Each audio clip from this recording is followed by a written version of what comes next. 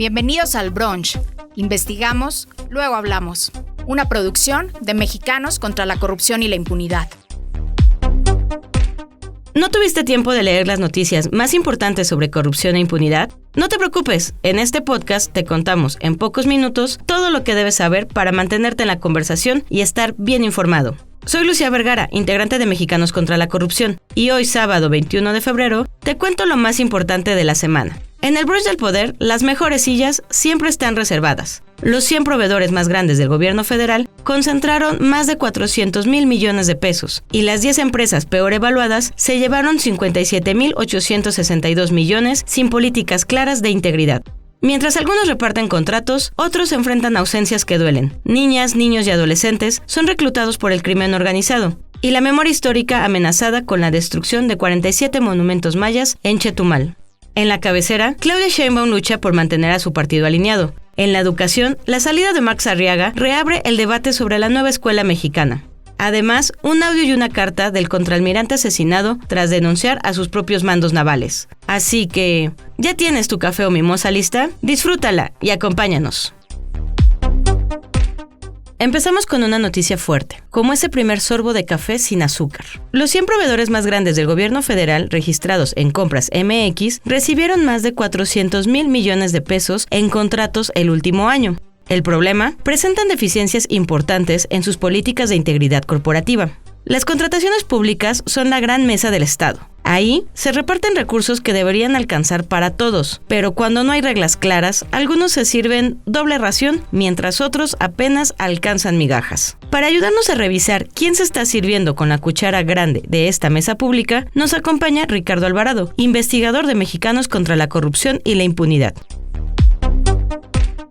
Esta semana en Mexicanos contra la Corrupción y la Impunidad publicamos el Índice de Integridad de Proveedores del Estado, un índice que evalúa las políticas de integridad de los principales proveedores del gobierno de Claudia Sheinbaum durante su primer año de gestión. Tomamos todos los contratos asignados por el gobierno federal entre el 1 de octubre de 2024 y el 30 de septiembre de 2025, que están disponibles en la plataforma Compras MX. De ahí, tomamos a los 100 principales proveedores, a las 100 empresas que más recursos recibieron.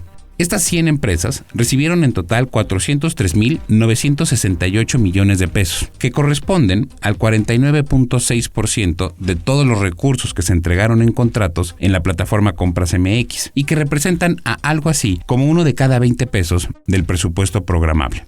El índice evalúa 39 elementos de las políticas de integridad de las empresas, cosas como sus direcciones físicas, si tienen un registro único de proveedores y contratistas, si tienen una página en la que se puede navegar, si hay un canal de cotizaciones, si tienen un código de ética o una política anticorrupción. En promedio, estas 100 empresas obtuvieron 56 de 100 puntos. 46 de las empresas sacaron menos de 60 puntos. Estas 46 empresas suman 140,000 millones de pesos.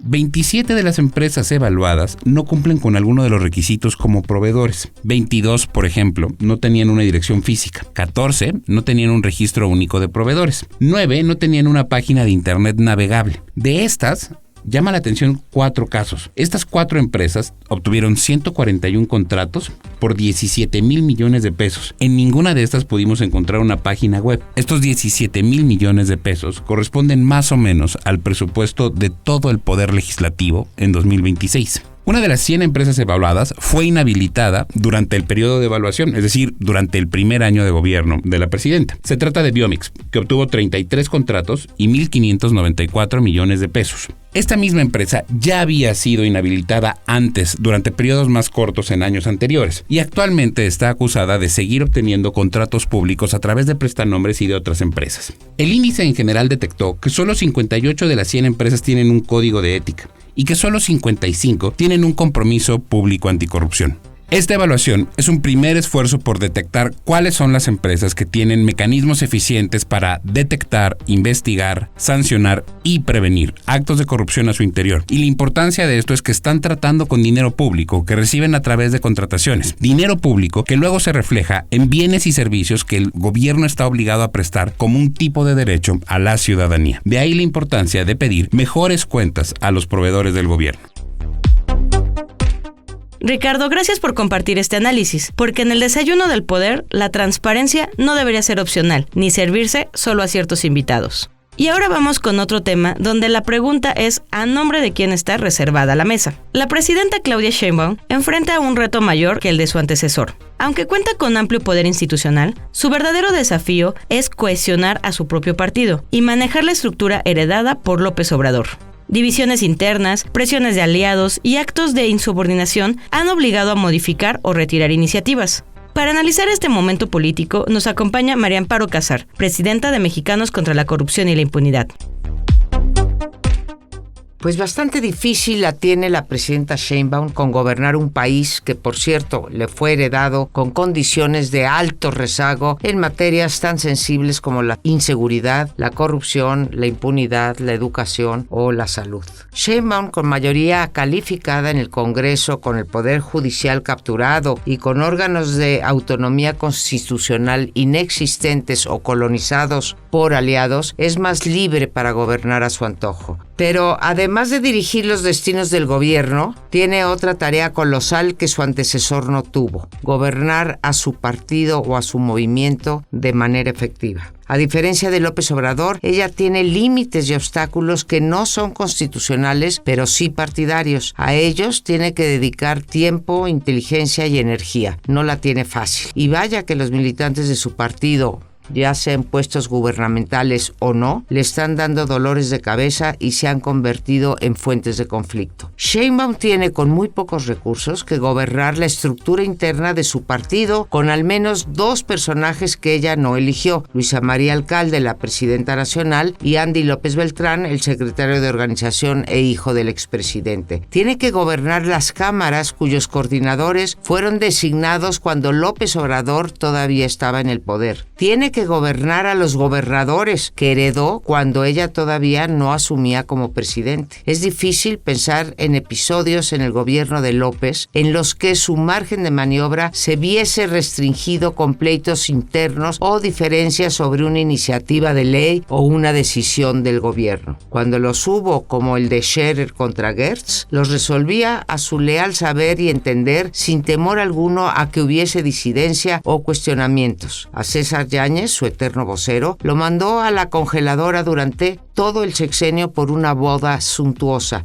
Lo mismo le ocurrió a Santiago Nieto, titular de la UIF, quien fue cesado por ese mismo motivo. A sus iniciativas no se les movía una coma. Los partidos de su coalición, el Verde y el Partido del Trabajo, se plegaban. Las candidaturas a gobernador las decidía él, incluida Clara Brugada para la capital en 2024. Ahora la cosa es muy diferente. Hay iniciativas de ley que tuvieron que ser retiradas por plantones y movilizaciones, como la ley del ISSSTE, o modificadas como la llamada ley censura y la reforma constitucional sobre nepotismo. De la ley electoral todavía sabemos poco, pero sufrirá modificaciones por la presión de los partidos aliados de Morena, sin los cuales simplemente no alcanza la mayoría. A pesar de los repetidos exhortos a la austeridad y a ejercer con humildad el poder, los militantes y servidores públicos no hacen caso. El llamado verano caliente, Andy en Japón, Mario Delgado en Portugal, Monreal en Madrid, Fernández Noroña en varios países, hablan por sí mismo. A nadie de ellos se les mandó a la congeladora o se les removió del cargo. Los coordinadores parlamentarios exhiben una y otra vez sus diferencias ostensibles y públicas. Todos conocemos los pleitos entre Monreal y el antes coordinador del Senado, Adán Augusto.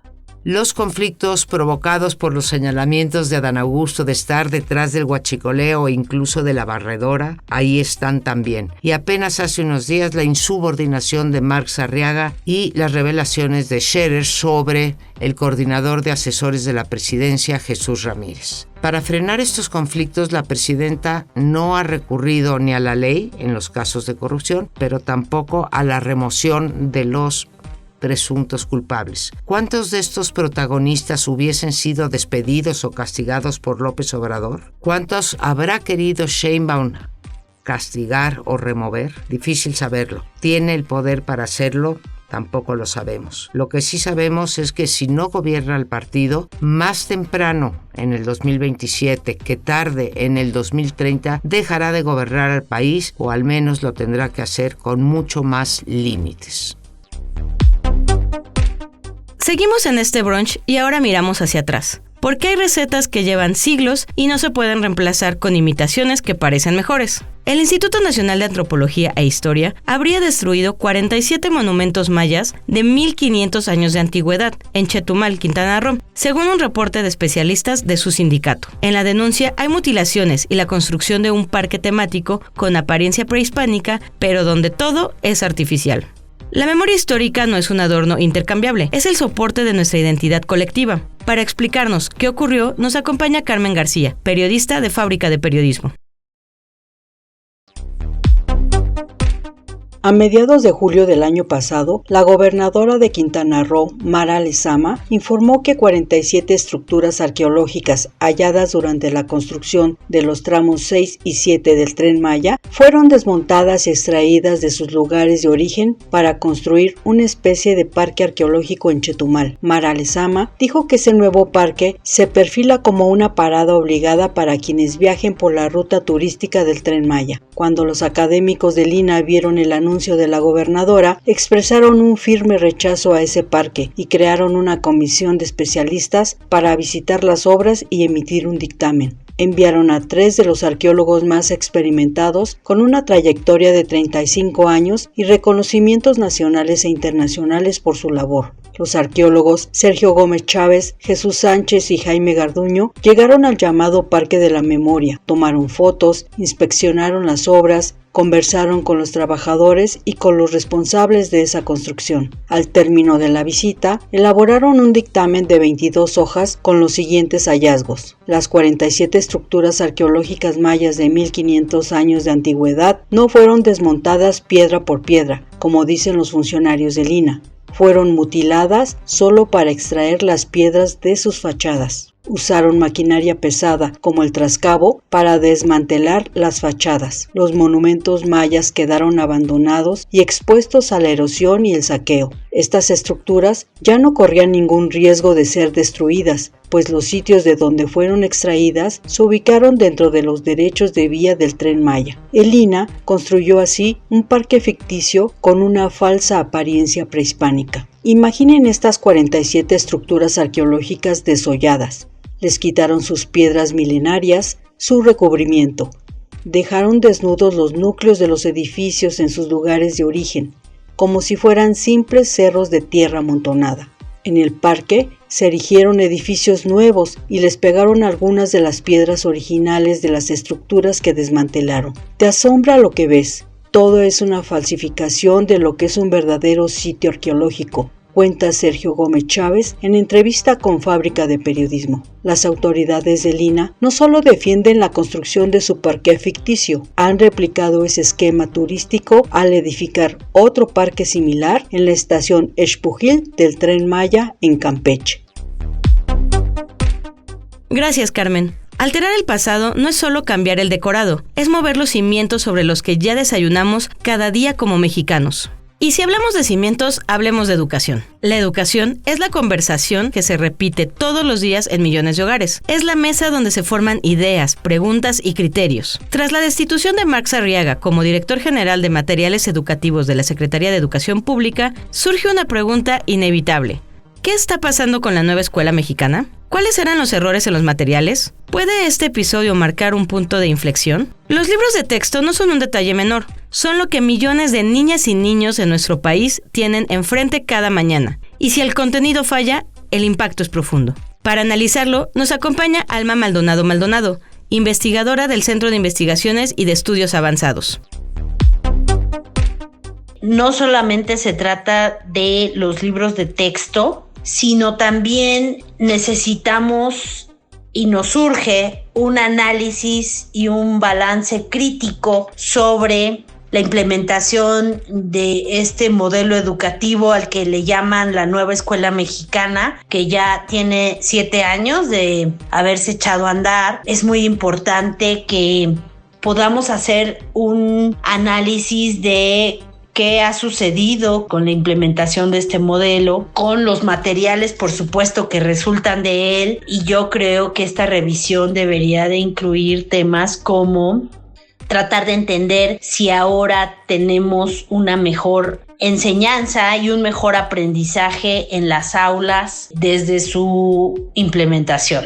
Lamentablemente, uno de los ejes de esta corriente, de esta nueva escuela mexicana, tiene que ver con una crítica hacia la evaluación cuantitativa, hacia los exámenes estandarizados y hacia este tipo de información del sistema educativo que nos ha dejado muy a ciegas, ¿no? Ya no tenemos los órganos que existían antes para lograr hacer una evaluación del sistema, una evaluación del aprendizaje. En esa medida es difícil que podamos contar con todos estos recursos para saber cómo nos movemos, en qué dirección replanteamos pues tanto los materiales como los planes y programas de estudio. Yo creo que tendríamos que iniciar por eso, por saber y por preguntarnos cómo lo están implementando las maestras y los maestros. Siempre en un nuevo modelo hay muchísima simulación, se dicen cosas pero no se hacen. Discursivamente se señalan algunos puntos que son importantes, pero ya en los hechos, financieramente, en términos de presupuesto,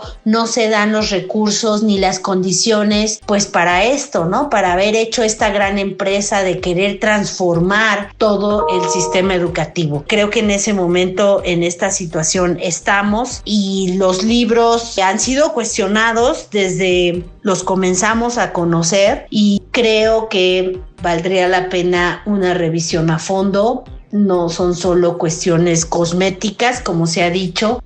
Hay cuestiones muy fuertes de contenido, de estructura, de pertinencia, de falta de espacio para conocimientos que son fundamentales y que los niños y las niñas deberían de saber. Yo comenzaría por ahí.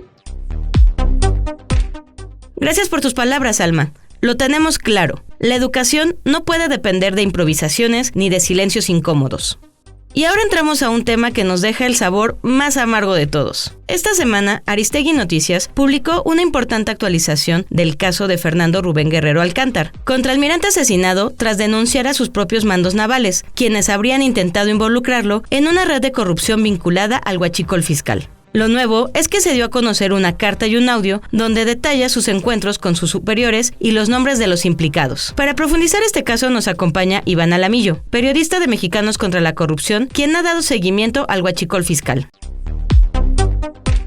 La trama del huachicol fiscal llegó a los oídos del secretario de la Marina de AMLO. Aristegui Noticias dio a conocer esta semana en exclusiva un audio que obtuvo de una reunión en la que el contraalmirante Fernando Rubén Guerrero Alcántar le denunciaba al extitular de la Marina, Rafael Ojeda Durán, lo que sabía sobre la red de corrupción en torno al huachicol fiscal que encabezaban sus sobrinos políticos, Manuel Roberto y Fernando Farías Laguna, junto con altos mandos de la Secretaría. La existencia de esta red criminal salió a la luz a raíz de las investigaciones que derivaron del decomiso de 10 millones de litros de huachicol que llegaron al puerto de Tampico, Tamaulipas, en el buque Challenge Poseidon proveniente de Texas. En el audio de la reunión, Guerrero Alcántar admitió haber recibido dinero por su participación en el esquema criminal que permitió que decenas de buques arribaran a puertos mexicanos con combustible ilegal, y explicó al almirante Ojeda el rol que jugaban otros altos mandos de la Marina, como por ejemplo el capitán de navío Clímaco Aldape Utrera y el capitán de corbeta Miguel Ángel Solano Ruiz. Ante estas revelaciones, el exsecretario, como se puede escuchar en el audio, expuso dos posibilidades, y lo cito: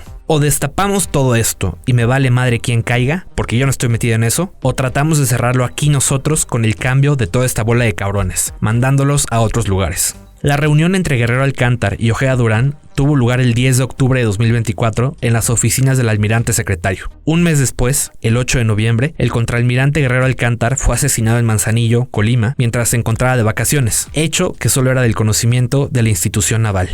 El audio revela algo que debería alertarnos a todos. Ante los señalamientos de que varios altos mandos de la Marina estaban coludidos en un esquema criminal, el secretario dio la opción de dar carpetazo al asunto, resolviéndolo internamente, a sabiendas de que sus sobrinos políticos estaban involucrados. Tras la publicación del audio, la presidenta Claudia Sheinbaum defendió una vez más la integridad del exsecretario de la Marina, Rafael Ojeda Durán, y pidió esperar los resultados de las investigaciones de la FGR. De acuerdo con declaraciones de la procuradora fiscal, Grisel Galeano García, el daño al erario causado por el huachicol fiscal ascendería a 600,000 millones de pesos, lo que lo convertiría en el desfalco más grande de la historia de México. De acuerdo con el Departamento del Tesoro de Estados Unidos, el huachicol fiscal se convirtió en la segunda fuente de financiamiento de los cárteles de la droga, solo por detrás de la venta de la droga misma. Hasta la fecha, el huachicol fiscal sigue siendo el combustible de las finanzas de los cárteles de la droga, que dejan a su paso una estela de extorsiones, fosas clandestinas y desapariciones a lo largo y ancho del país.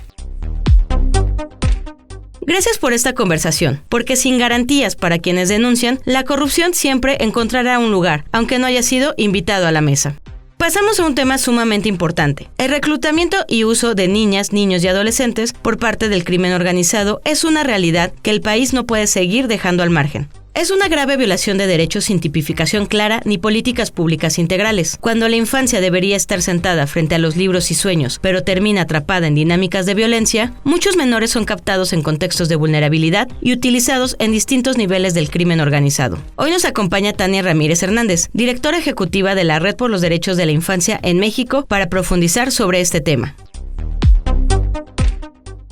Desde Redim observamos que el reclutamiento forzado y utilización de niñas, niños y adolescentes sucede en un contexto de violencia armada y de violaciones a derechos humanos de niñas, niños y adolescentes. Además, esto está condicionado por entornos y circunstancias socioeconómicas desfavorables, la pobreza, la marginación, son precondiciones que orillan a muchos chicos y chicas a, de manera forzada, unirse, entre comillas, a grupos delictivos. En muchas ocasiones se aprovechan estas situaciones de vulnerabilidad para reclutarles e integrarles en actividades delictivas que, por supuesto, ponen en riesgo su vida, su integridad.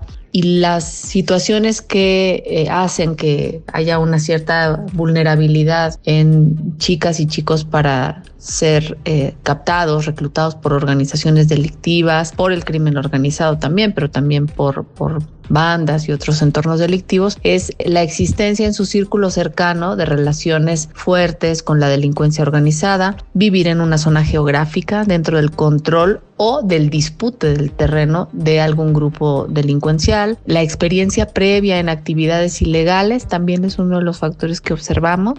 El engaño y la falsa promesa de una vida mejor, por supuesto, esto hay que tenerlo muy en cuenta. A veces incluso las falsas promesas de trabajo, no únicamente de engaños. También la visión de que la delincuencia puede ser algo común en la familia o algo que en distintos entornos a los que se vean expuestos está relativizado o naturalizado. Y también hemos observado que la presencia de violencia en los hogares genera una precondición de violencia y de su naturalización que hacen también de un factor de vulnerabilidad en chicas y chicos. Por los testimonios que conocemos, en muchos casos cuando hay golpes, violencias en la casa, consumo de alcohol por parte del padre o la madre y las consecuencias, las situaciones de violencia que esto a veces genera, sobre todo cuando es un uso conflictivo, un abuso, pues también están como un factor de violencia y de detonación de tensiones al interior de la familia que hacen que la falta de posibilidades de construir un entorno saludable en la familia, cuando en las escuelas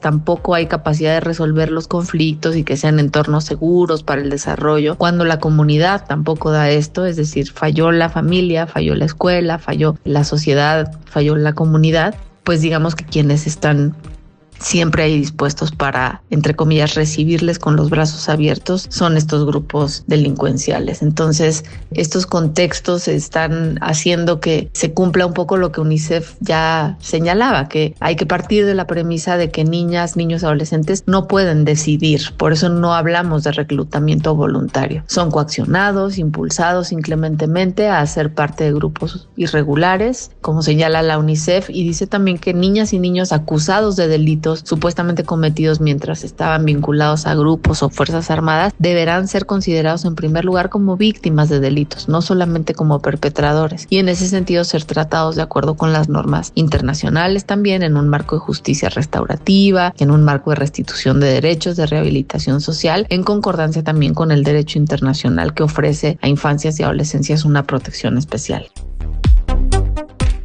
Gracias, Tania. Es necesario seguir hablando de este tema porque proteger a la infancia no es algo secundario, ni que se deja para después.